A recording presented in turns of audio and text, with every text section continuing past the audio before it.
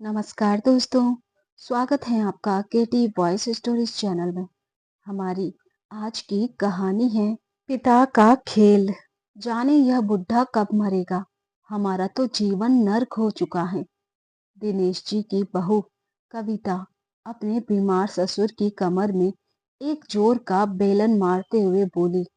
बिस्तर पर पड़े दिनेश जी दर्द से दिल मिलाते हुए रह गए थे, लेकिन कुछ कह भी नहीं सकते थे। उसका कोई भरोसा नहीं था कि जिस तरह पीट पीट कर उसने अपने ससुर को बिस्तर के अधीन कर दिया था, उसी तरह कहीं संसार से विदा ना कर दे।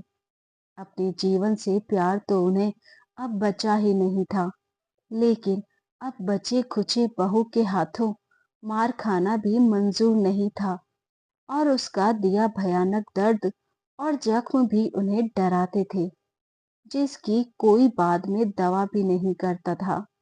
कविता लगातार उन पर चीखती जा रही थी, और उसके शब्द दिनेश जी के दिल पर कठोरता से प्रहार कर रहे थे। आज कविता की मार खाते वक्त बिस्तर पर ही उनका बाथरूम निकल गया था, और कविता के डर से दिनेश जी इतनी सर्दियों में गीले बिस्तर पर ही पड़े रहे। फिर ठंड ज्यादा लगने पर किसी तरह हिम्मत करके कहा, कविता बेटा, बिस्तर गीला हो गया है, इसे चेंज कर दो, मुझे ठंड लग रही है। लेकिन कविता ने सुनते ही उन पर ही आग बबूला हो गई। सारा बिस्तर गीला कर दिया, अब चुपचाप पड़ा रहे, मुझसे यह सब नहीं होगा। ज्यादा बोला तो बिना कपड़ों के घर से बाहर खड़ा कर दूंगी। इसी बात पर कविता बहुत देर तक बड़बड़ाती रही। दिनेश जी का एक ही इकलौता बेटा था, जिसमें वह एक ही साथ रहते थे। सरकारी नौकरी से रिटायर्ड दिनेश जी को भारी भरकम पेंशन उन तक पहुंचती ही ना थी। पहले ही उनका बेटा दिलीप अपने पास रख लेता था और उनसे कहता, आप क्या करेंगे, कहीं खो जाएंगे या चोरी कर लेगा कोई, आप रहने दीजिए, मैं रख लूंगा। दिनेश जी अपने पैसों पर हक नहीं जमा सकते थे। जब भी खर्चे के लिए मांगते तो कविता दहाड़ने लगती और हमेशा कहती, क्यों खाते नहीं हो क्या घर में, और सारा खर्च तो दिलीप ही उठाते हैं, और आपको जरूरत भी क्या है, अगर आप थोड़ा दे दोगे तो मर नहीं जाओगे। दिनेश जी बहू से इस तरह की बातें सुनकर खून का घूंट पीकर रह जाते और कुछ नहीं कर पाते थे। एक दिन उनकी बहू कविता से चाय मांगने पर जमकर सुनाया, बुढ़े, तेरे बाप की नौकर नहीं लगा रखा मुझे, जो तू किसी भी समय मालिक की तरह मुझे ऑर्डर चलाएगा मेरे ऊपर। इस जायदाद के कारण चुप हूँ, जिस पर तू सांप बनकर बैठा है, नहीं तो तू कब का सड़क की धूल चाट रहा होता। दिनेश जी ने सोचा, एक कप चाय के लिए इतना सुनने से अच्छा तो मैं मर जाता। यह सुनते ही कविता चिल्लाई। एक दिन कविता ने अपने पति के शाम को आते ही घर पर कहा, दिलीप, अब बहुत हो गया, अब मुझसे तुम्हारे बाप को संभाला नहीं जाता। अपने आप देखो तुम कि क्या करना है इनका, कहीं ठिकाने लगा दो। अब दिनेश जी, जो कि बाहर खड़े सब कुछ सुन रहे थे, और यह सब सुनकर कांपने लगे। अंदर से दिलीप की आवाज आई, तुम चाहती क्या हो कविता, कहाँ भेज दूं, इनको जायदाद है उनके नाम, और जब तक यह अपनी मर्जी से हमारे नाम नहीं कर देंगे तब तक इनको झेलना ही पड़ेगा। कविता दिलीप की बातें सुनकर नाराज होकर बोली, तो तुम ही झेलो, अब मैं नहीं झेलूंगी। मेरा बस चला तो इन्हें किसी दिन जहर दे दूंगी। दिलीप कविता को मनाते हुए कहा, अरे बस थोड़ा इंतजार कर लो, मैं बात करूंगा पापा से। एक बार जायदाद अपने नाम हो जाए, बस फिर जो चाहो कर लेना। यह सुनते ही बाहर खड़े दिनेश जी के पैरों के नीचे से जमीन ही निकल गई। जो चाहो कर लेना मतलब, अगर यह मुझे जहर देगी तो यह देने देगा। लानत है ऐसे बेटे पर। दिनेश जी डर के मारे अब बहू से कुछ नहीं बोलते हैं। कुछ दिन बाद दिनेश जी, जो कि अब थोड़ा चलने फिरने लगे थे, आज उन्होंने दोनों की बातें सुन ली थी। जिसके बाद दिनेश जी अपने कमरे में आकर बिस्तर पर लेटे हुए अपनी पत्नी को याद कर रहे थे और फूट फूट कर रो रहे थे। पत्नी की तस्वीर को देखकर कहने लगे, तुम होती तो यह सब ना होता। कितना अकेला पड़ गया हूं मैं। अपनी पत्नी लता को याद कर उनके आंसू रुक ही नहीं रहे थे।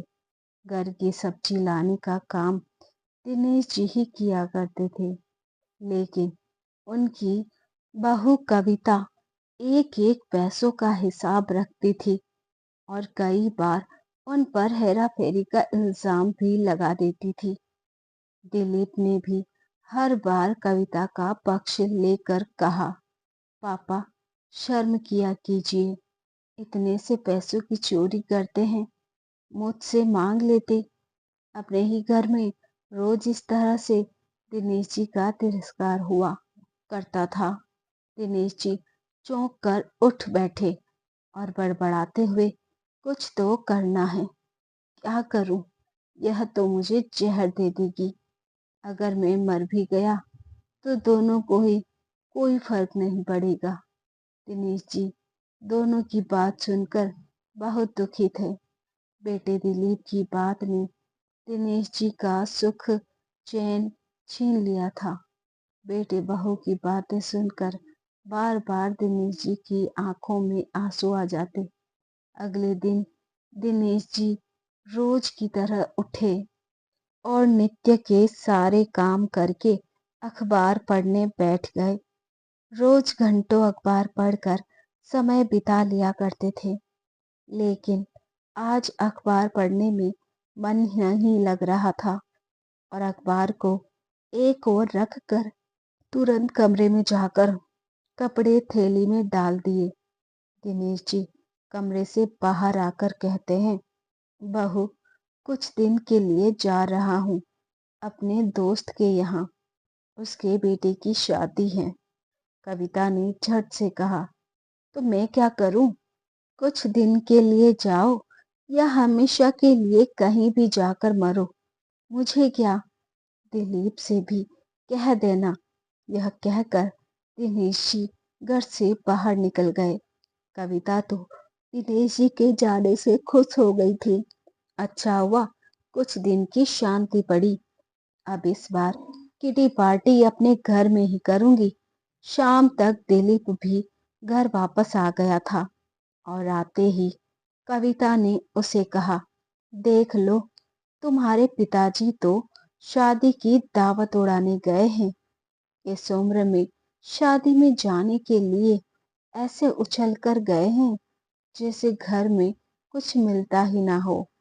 दिलीप ने कहा, मैं तो कहता हूँ कहीं पर मर जाए तो अच्छा है। कविता के ससुर के चले जाने से उसके पैर ही जमीन पर नहीं थे। एक हफ्ते से ऊपर का समय हो चुका था और दिनेश जी का ना तो कोई फोन आया और ना ही कोई खबर। सुबह नाश्ता करते समय दिलीप ने कविता से पूछा, कविता पापा कौन से दोस्त के यहाँ गए हैं? कुछ बताकर गए थे क्या? कविता ने चिढ़कर कहा, वह कहाँ कुछ बताते हैं, बस शादी का बताकर निकल गए। और तुम्हें तो वैसे फिक्र हो रही है जैसे अपने बाप से बड़ी मोहब्बत करते हो।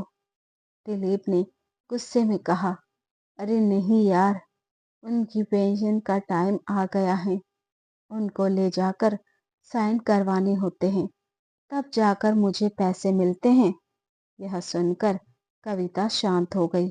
अच्छा, उन्हें फोन करके देख लो। दिलीप कविता की बात मानते हुए तुरंत फोन लगा देता है, लेकिन घंटी की आवाज घर में ही आने लगी। दिलीप यह सुनकर चौंक गया था। अरे, यह तो यहीं कहीं बज रहा है। दिलीप आवाज का अंदाजा लगाने लगा, ढूंढने लगा कि कहाँ आ रही है।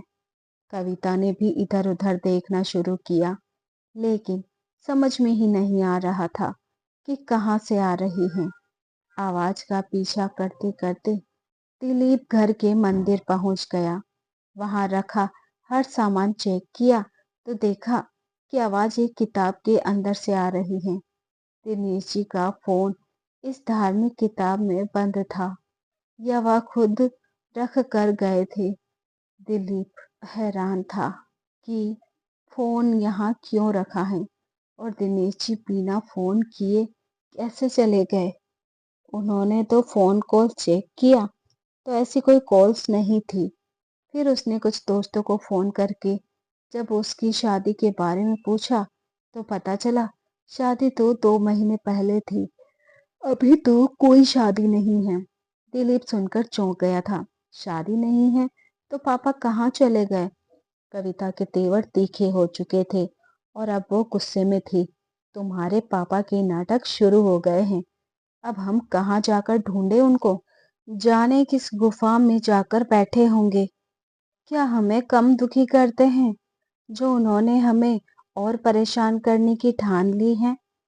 फोन भी घर में जानबूझकर छोड़ गए हैं जिससे हम उन्हें ढूंढते ढूंढते परेशान हो जाए। उन्हें तो मजा ही आ रहा होगा। यहाँ परेशान बैठे हैं, बुढ़ा एक बार घर लौट आए, फिर उसको बताती हूँ। इस बार तो इसे जान से ही मार दूंगी। नाक में दम करके रखा है इस बुढ़े ने।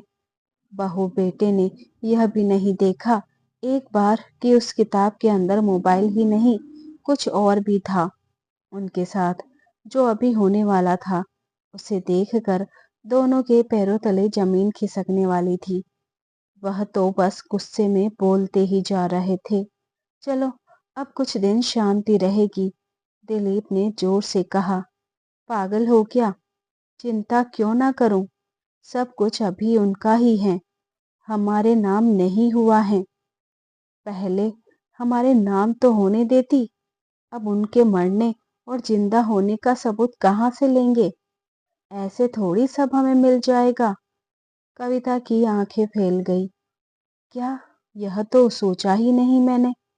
कविता सर पकड़कर सोफे पे बैठ गई। दिनेश जी ने इन दोनों को दिन में ही तारे दिखा दिए थे।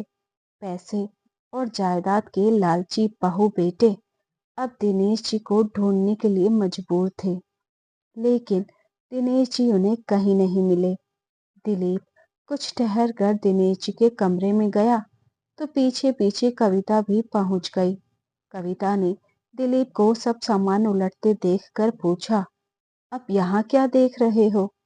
दिलीप ने बिना कोई जवाब दिए अलमारी खोली जिसमें कोई ताला नहीं था। उसने एक एक करके सब सामान बाहर फेंक दिए, लेकिन उसके माथे पर चिंता की लकीरें बढ़ती चली गई।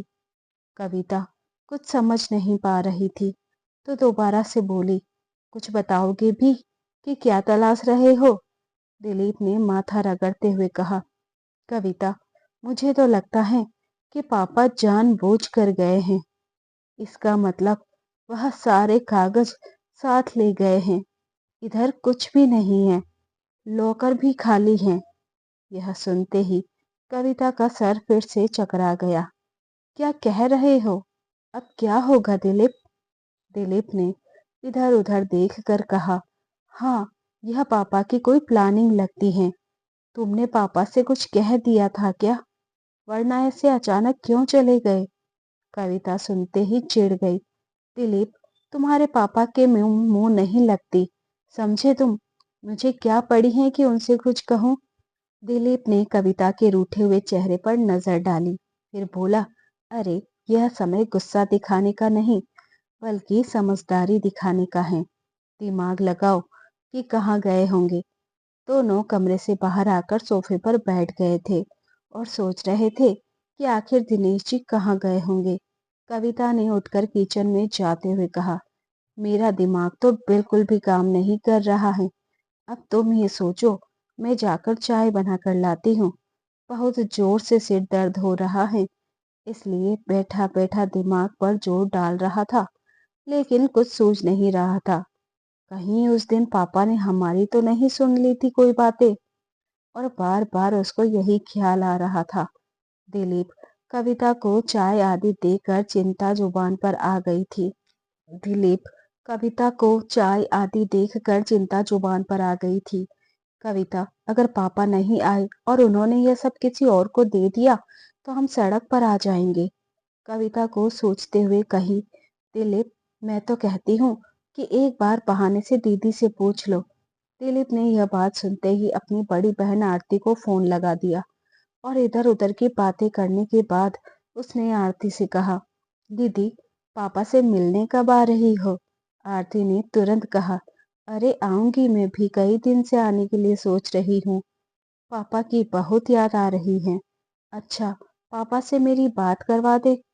दिलीप आरती की बात सुनकर चौंक गया था और उसने उनके दोस्त के यहाँ जाने का बहाना करके फोन काट दिया।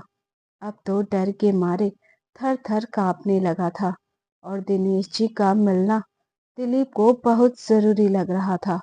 वह तुरंत उठकर पार्क में जाकर उनके दोस्तों से भी पूछ आया।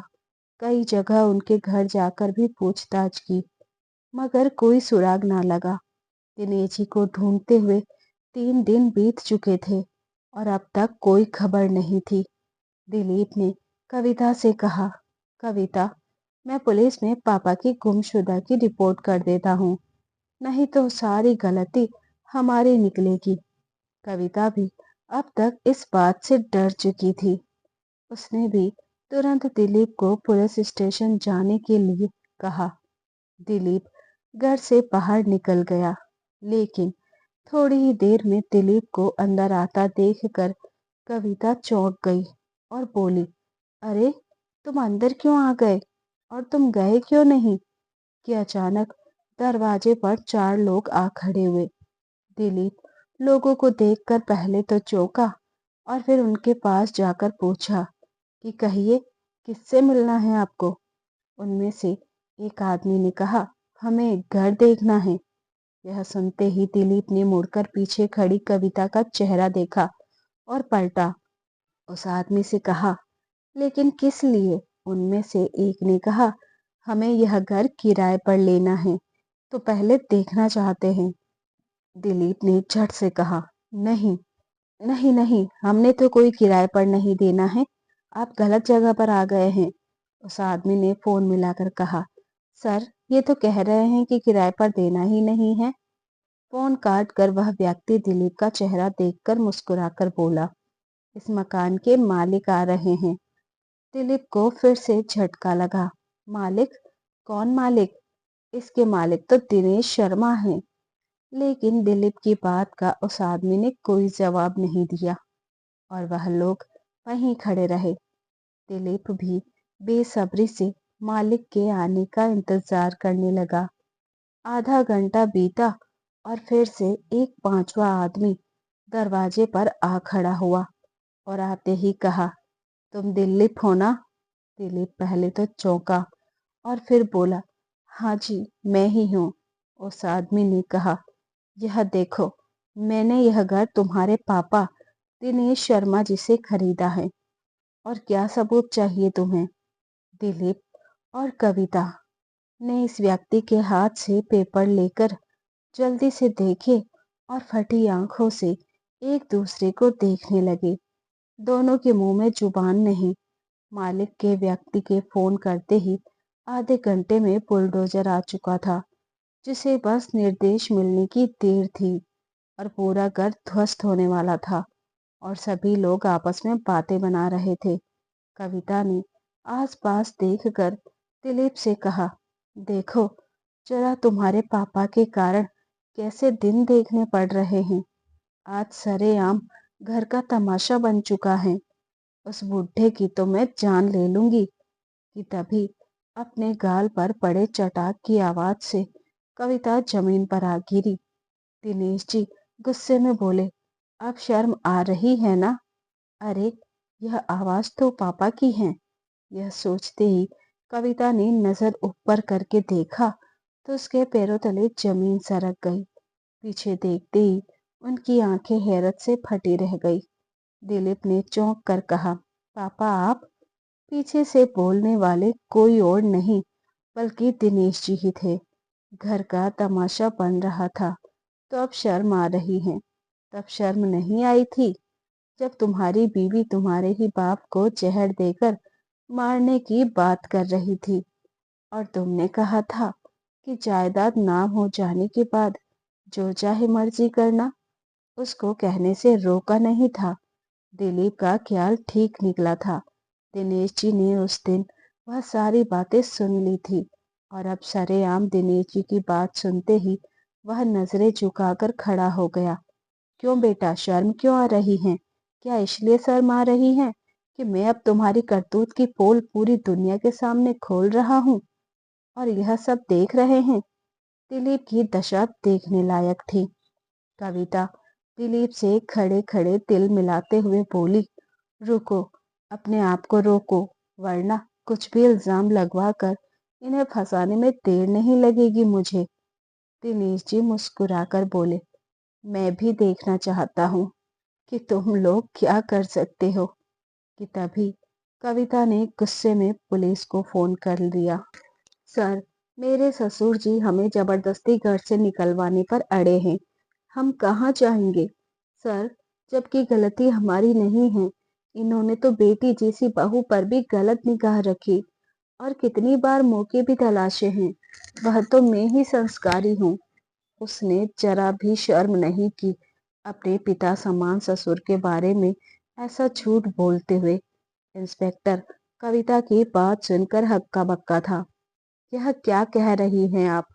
आप चिंता मत कीजिए, हम अभी आते हैं। कविता को लगा अब पुलिस जाकर दिनेश जी को आड़े हाथों लेकर पुलिस स्टेशन ले जाएगी। उसने जोर से चिल्लाकर कहा, खबरदार, जो बुलडोजर चलाया। पुलिस आ रही है, अभी फैसला हो जाएगा। दिनेश जी कविता की तरफ मुस्कुराकर देख रहे थे। जैसे ही पुलिस स्टेशन से 4 पुलिस वाले वहां आए तो कविता सामने जा खड़ी हुई। सर, मैंने ही आपको फोन किया था। यही है मेरे ससुर जी। अब तो उनके साथ रहने में भी डर लगता है। इसी कारण यह हमें निकालने पर तुले हैं और घर किसी को बेच दिया है। पीछे खड़े हुए दिनेश जी हल्के फुल्के मुस्कुरा रहे थे और यह देखकर दिलीप हैरान था। दिनेश जी का मुस्कुराना उसे कुछ समझ में नहीं आ रहा था। उधर कविता दिनेश जी के खिलाफ पुलिस के सामने पूल तैयार करने में लगी थी, जिसे दिनेश जी को गंभीर आरोप में पुलिस साथ ले जाए। इंस्पेक्टर ने उसकी बात काट दी। मैडम, लेकिन यह तो पेपर सही है। अब मकान दिनेश जी का ही है और इसमें हम कुछ नहीं कर सकते क्योंकि यह तो उनकी मर्जी है। कविता गिड़गिड़ाने लगी। सर प्लीज, हमारा साथ दीजिए। हमारे सर से छत मत छीनिए। इनको ही गिरफ्तार कर लीजिए। यही सारे फसाद की जड़ है। तभी इंस्पेक्टर दिनेश जी की ओर देखकर मुस्कुराते हैं। दिनेश जी अपने बेटे बहू से बोले, जरा मेरे कमरे से वह किताब उठाकर लाना जिसमें मैंने मोबाइल रख कर गया था। उसमें तुम लोगों के लिए कुछ खास सरप्राइज है। कविता ने सोचा कि बुढ़ा डर गया है। वह दौड़कर किताब लेकर आई। दिनेश जी बोले, बहू, जरा पीछे के 2 पन्ने पलट कर देखो। कविता ने फटाफट से पन्ने पलट कर देखे तो उसमें एक रिकॉर्डिंग माइक था। उस दिन जब कविता ससुर को उल्टा सीधा बोल रही थी, वह सब रिकॉर्ड हो चुका था। दोनों ने देखा ही नहीं था कि उसमें कोई रिकॉर्डिंग माइक भी लगा रखा है। दिनेश जी जब घर से बाहर गए थे तभी उस किताब में वह माइक लगा कर गए थे। जैसे ही वह रिकॉर्डिंग शुरू हुई, दिलीप कुछ करो, मैंने तुम्हारे पापा को और नहीं झेल सकती। मेरा मन तो करता है कि मैं इन्हें जहर ही दे दूं। अरे कुछ दिन रुको, मैं पहले पापा से बात करूंगा। सब हमारे नाम हो जाने दो, फिर कर लेना जो तुम्हारे मन में आए। वैसे भी इनकी उम्र हो गई है, वह अब इन सब का क्या करेंगे। दिलीप, मैं तो कहती हूँ कि यह जीकर ही क्या करेंगे, हमेशा के लिए सो जाए तो अच्छा है। तुम सब नाम करने का इंतजाम करो, मैं जहर का इंतजाम करती हूँ, जाने कब जरूरत पड़ जाए। दिलीप और कविता ऐसे खड़े थे कि जैसे काटो तो खून नहीं। दोनों के चेहरे सफेद पड़ गए थे और निगाहें ऊपर नहीं उठ रही थी। दोनों को चुप खड़े जमीन कुरेदते देखकर बोले, क्यों, क्या हुआ? जहर का इंतजाम नहीं हो पाया क्या? क्या करोगे जब तुम्हारे बच्चे तुम्हें जहर देने के बारे में सोचेंगे? दिलीप अपने पापा दिनेश जी को खड़ा देखता रह गया। दिनेश जी ने झट से कहा, मैंने पहले ही तुम दोनों के खिलाफ एफआईआर कर रखी है, क्योंकि मुझे पता था कि तुम दोनों यही करोगे। कविता आग बबूला होते हुए चीखने लगी, इस आदमी ने अपने बेटे से घर ही छीन लिया। मनहूस आदमी है ये, आज मैं इसको छोड़ूंगी नहीं, इसकी जान ले लूंगी मैं। यह कहते हुए कविता दिनेश जी को सरेआम दौड़ाने लगी, जिस पर दिलीप ने तेजी से आगे बढ़कर उसके गाल पर तमाचा जड़ दिया। दिलीप तुरंत दिनेश जी के कदमों में गिर गया और दहाड़े मार मार कर रोने लगा। अब दिलीप उनके पैरों में लिपट कर गिड़गिड़ा रहा था, पापा प्लीज माफ कर दीजिए, मैं बर्बाद हो जाऊंगा, मेरा सब खत्म हो जाएगा। दिनेश जी ने गुस्से में आकर कहा, बाप के मरने पर तो कुछ नहीं जाता ना। तुम्हारा, जो अपनी इस निर्लज पत्नी से जहर दिलवा रहे थे। दिलीप यह सब सुनकर बेहद शर्मिंदा था और अपने किए पर आंसू बहा रहा था, लेकिन दिनेश जी बिल्कुल माफ नहीं करना चाहते थे। पुलिस वालों ने कविता के नजदीक आकर कहा, मैडम, अब आप ससुराल चलने का इंतजाम कीजिए, महिला पुलिस आती ही होंगी। महिला कांस्टेबल का नाम सुनते ही कविता का चेहरा फीका पड़ गया और उसके पैर खड़े खड़े ही कांपने लगे। और कविता की एक नजर घर पर और एक नजर सामने खड़े बुलडोजर पर पड़ी। जब सब कुछ लुटने के कगार पर हो तो इंसान को झुकना ही पड़ता है। और इसी तरह कविता ने दिनेश जी के पांव पकड़ने में देर नहीं लगाई और कविता ने अपना सर दिनेश जी के कदमों में रख दिया। पापा जी, मैंने आपके साथ बहुत गलत किया है, बहुत गलत व्यवहार किया है, कभी सम्मान नहीं किया, माफ करने लायक तो नहीं हूँ, लेकिन हो सके तो मुझे माफ कर देना। दिनेश जी ने यह देखकर तुरंत अपने पांव दूसरी तरफ खींच लिए। कविता हाथ जोड़कर खड़ी हुई और रोती हुई कहने लगी, पापा, शर्मिंदा तो मैं अपनी करनी पर हूँ, जिसका परिणाम मुझे आज मिल रहा है।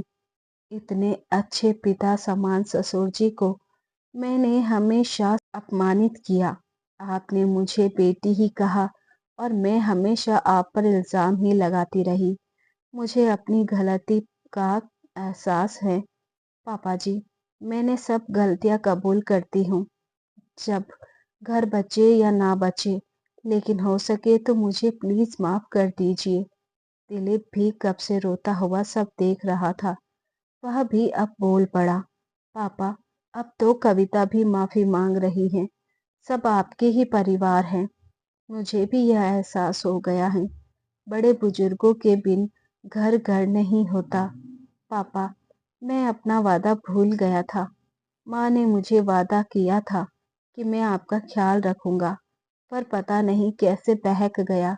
लेकिन दिनेश जी इतना गिड़गिड़ाने पर भी टस से मस नहीं हुई।